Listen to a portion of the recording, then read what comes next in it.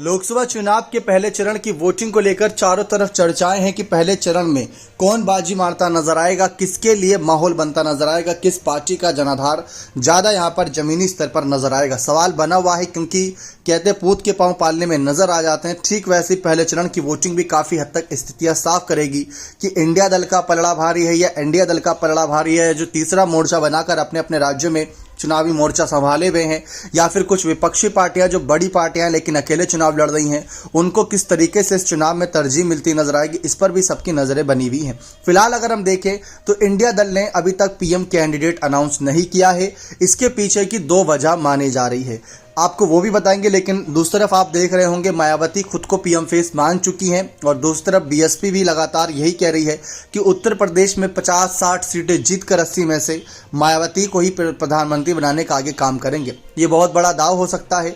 जब पिछली बार अकेले चुनाव लड़ने उतरी थी 2014 में, तो मायावती की बसपा 0 पर सिमट कर रह गई थी, लेकिन जब गठबंधन का साथ पाया, अखिलेश का साथ पाया, जयंत चौधरी का साथ पाया, तो 10 सीटें निकाल पाने में कामयाब रहीं। बाकी राज्यों में उनकी दाल गलती नहीं नजर आई थी, जिसकी वजह से इस बार मायावती ने अपने सबसे भरोसेमंद चेहरे आकाश आनंद को ही आगे कर दिया और माहौल उनके तरफ बनता नजर आया। अब आप समझने की कोशिश करिए, एक तरफ एनडीए की तरफ से क्लियर है कि नरेंद्र मोदी ही तीसरी बार प्रधानमंत्री पद की दावेदारी में है और उनका तो यह तक दावा है कि अब की बार 400 पार और तीसरा टर्म का भी सरकार मोदी ही चलाएंगे, ये उनका दावा है। लेकिन इस दावे में कितनी सच्चाई है 4 जून को नतीजे बता देंगे। दूसरी तरफ मायावती बीएसपी की तरफ से पीएम फेस हैं, टीएमसी की तरफ से ममता बनर्जी पीएम फेस हैं। वहीं अगर हम देखें नवीन पटनायक की बात कर ले या अन्य और कुछ चेहरे जो अकेले चुनावी मैदान में हैं, वह सब अपने आप को पीएम फेस माने हुए हैं। लेकिन अगर बात आती है दूसरी तरफ अगर हम देखें विपक्षी दलों की कि इंडिया दल ने पीएम फेस का अनाउंसमेंट क्यों नहीं किया। जैसा कि आप जानते हैं कि ममता बनर्जी और केजरीवाल इंडिया दल की बैठक में पहले मल्लिकार्जुन खड़गे के नाम को आगे करने की सहमति बना चुके हैं। यहां तक कि जब नीतीश कुमार इंडिया दल के साथ थे तो वह राहुल गांधी को पीएम फेस मान रहे थे। भारत जोड़ो यात्रा जब राहुल ने निकाली थी तो नीतीश कुमार ने खुद कहा था कि राहुल में बुराई ही क्या है। लालू यादव भी काफी हद तक राहुल गांधी को ही पीएम फेस मान रहे थे। लेकिन जब दो मुख्य चेहरे जो अपने अपने राज्यों में मुख्य भूमिका निभाते हैं, जिसमें अरविंद केजरीवाल की अगर बात करें तो पंजाब और दिल्ली में उनकी बहुत बड़ी भूमिका है, गोवा और गुजरात में भी उनकी भूमिका बन रही है, और वहीं टीएमसी की बात करें तो पश्चिम बंगाल में 40-42 सीटों पर उनका अच्छा खासा प्रभाव है। तो इन दो बड़े नेताओं ने यहाँ पर मल्लिकार्जुन खड़गे का नाम आगे करके ये संदेश तो दे दिया था कि भाई गांधी परिवार से कोई पीएम कैंडिडेट नहीं होगा। लेकिन ऐसे में राहुल गांधी से हाल ही में एक प्रेस कॉन्फ्रेंस के दौरान सवाल जब पूछा गया कि भाई आपका पीएम फेस कौन है, तो राहुल ने साफ कहा कि कोई नहीं है, हम सब साथ मिलकर चुनाव लड़ेंगे, बीजेपी का विजय रथ रुकेगा तो तय कर लेंगे कि कौन पीएम बनेगा। अब यहाँ से समझने की कोशिश करिए, इसके पीछे 2 कारण हैं। पहला ये कि अगर पीएम कैंडिडेट अनाउंस हो जाता तो काफ़ी दल साथ छोड़ देते। अगर आप गौर करें नीतीश कुमार ने कब पाला बदला था, जब यहाँ पर अगर देख करुणानिधि को जब यहाँ पर जिस तरीके से आगे कर्पूरी ठाकुर जी को आगे प्रधानमंत्री पद के जिस तरीके से प्रधानमंत्री नरेंद्र मोदी ने भारत रत्न देने का ऐलान किया था, तभी वहाँ पर माहौल बन गया था। बिहार में तो कहीं ना कहीं तब पता लग गया था कि भाई इस बार वहाँ पर इंडिया दल कमज़ोर पड़ गया है। कर्पूरी ठाकुर को भारत रत्न देने का ऐलान करके पूरा माहौल एनडीए ने अपनी तरफ बना लिया था। एक कारण तो वो था। लेकिन उससे पहले कुछ दिनों पहले एक इंडिया दल की बैठक हुई थी, उसमें खुद ममता और केजरीवाल ने और उसके साथ कुछ अन्य छोटे दलों ने भी मल्लिकार्जुन खड़गे को पहला दलित पीएम बनाने का मुद्दा उठाया था।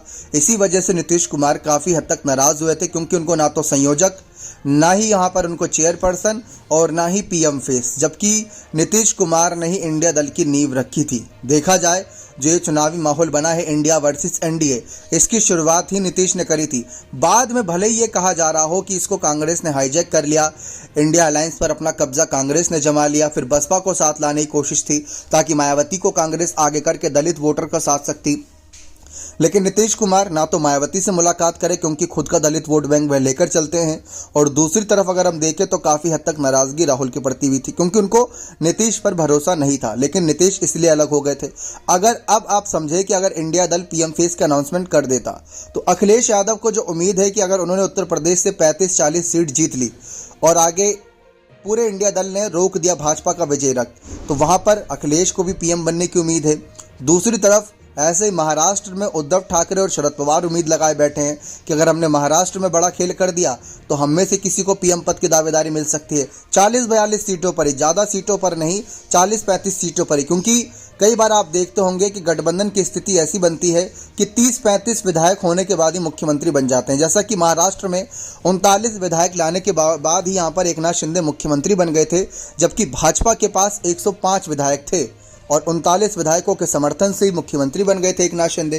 तो ऐसा कई बार होता है कि जब सरकार नहीं बन रही होती है, जो गठबंधन का साथी आता है वही मुख्यमंत्री बन जाता है। जैसा कि आप बिहार में अगर आप देखें तो सबसे ज़्यादा विधायक इस समय भाजपा के पास है। अगर उस एनडीए दल की बात करें, वैसे तो आरजेडी के पास सबसे ज़्यादा विधायक है, लेकिन एनडीए दल में बीजेपी के पास सबसे ज़्यादा विधायक हैं। लेकिन 40-42 कहीं ना कहीं विधायकों के समर्थन से आगे नीतीश कुमार मुख्यमंत्री बने बैठे हुए हैं, जो कि नंबर 3 की पार्टी है बिहार में। तो ये एक बड़ा खेल रहता है।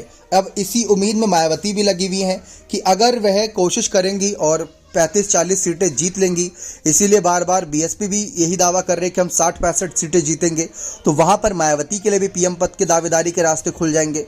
ठीक वही स्थिति यहाँ पर कहीं ना कहीं हेमंत सोरेन की पार्टी, दूसरी तरफ अगर हम देखें स्टैलिन की पार्टी, हर पार्टी उम्मीद लगाए बैठी है।